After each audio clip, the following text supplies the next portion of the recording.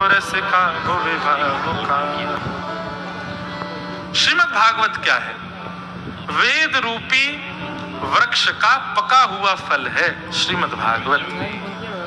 वेद वृक्ष ही फल में सार नियोजित करते हैं। चारों वेदों से ही सार निकल करके श्रीमद् भागवत में आया है, जो हम लोग श्रवण कर रहे हैं। समस्त वेदों का सारम सारम समद्वितम और सुख मुखाद अमृत द्रव संयुतम। सुखदेव जी के मुख से प्रकट होने के कारण ये भागवत की कथा अमृत तुल्य हो गई है। ये अमर बना देती है सुनने वालों को। और पिबत भागवतम रसमालयम, इस भागवत की कथा को पियो। भागवत की कथा सुनने का विषय नहीं है। पिबत भागवतम राधे राधे। कानों में भर भर के इसका सुंदर रस पान करो। मोहर हो रस का भूमि भाव। कितना पिए? बोले पीते रहो पीते रहो पीते रहो।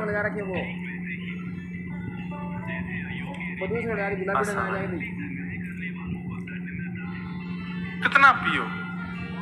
हमारे स्वामी श्री हरदास जी महाराज एक पद गाते हैं, बहुत सुंदर।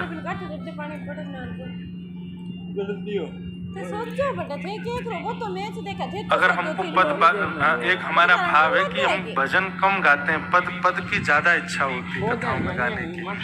इन पदों की शब्दावली और इनका गायन थोड़ा गंभीर होता है, पर यदि आप बहुत ध्यान पूर्वक सुनेंगे तो इनमें बड़े सार विद्यमान हैं।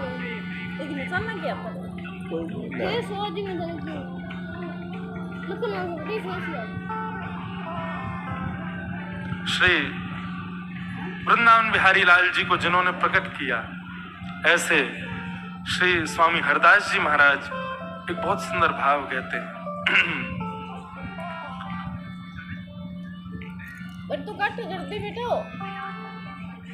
रोम रोम रसना जो होती तो तेरे गुण ना बखाने जात। कितना सुंदर और सूक्ष्म और कितना गहरा भाव है। बहुत ध्यान से सुनो। रोम रोम रसना जो होती तो तेरे गुण ना बखाने जात। हे श्याम सुंदर, हमारे शरीर में जितने रोए हैं ना, इन रोयों की जगह यदि इतनी जीभ हमारी होती तो भी हम आपके गुण नहीं गा पाते। रोम रोम रसना जो होती तो तेरे गुण ना बखाने जात। कहाँ कहो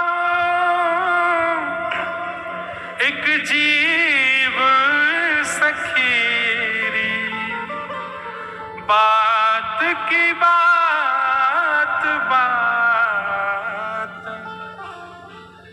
कहाँ करूं? स्वामी जी उदास भाव से कह रहे हैं, मैं क्या करूं? मेरे पास एक ही जीव है, उस जीव से मैं कितना गाऊं? क्योंकि एक जीव पर्याप्त नहीं है ठाकुर जी के रस को बखान करने के लिए। रोम रोम रसना जो होती तो तेरे गुण ना बखाने जात।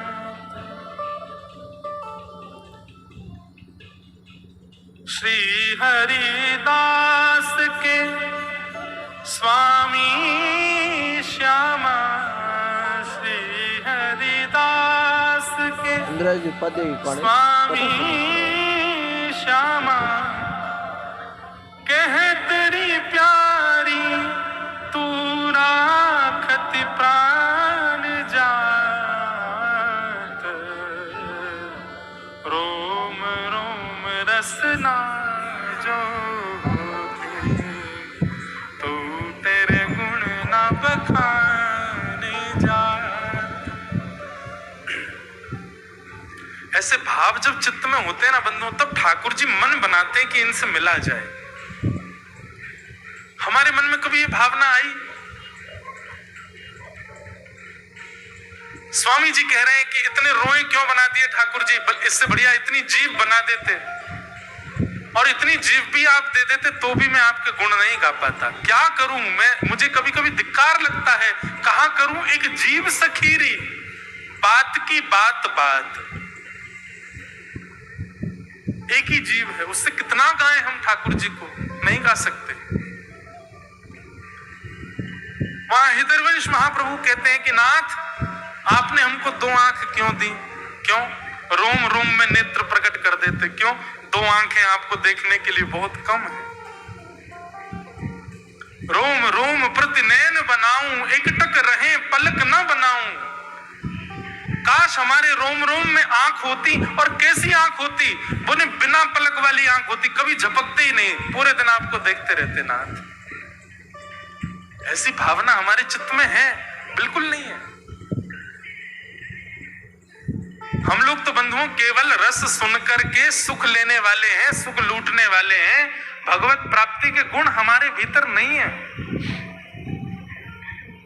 ये मैं इसलिए कह रहा हूं ताकि इस चोट को पाकर के किसी के चित्त में भावना आवे कि मेरे अंदर ऐसे भाव आए कि मुझे ठाकुर जी मिले।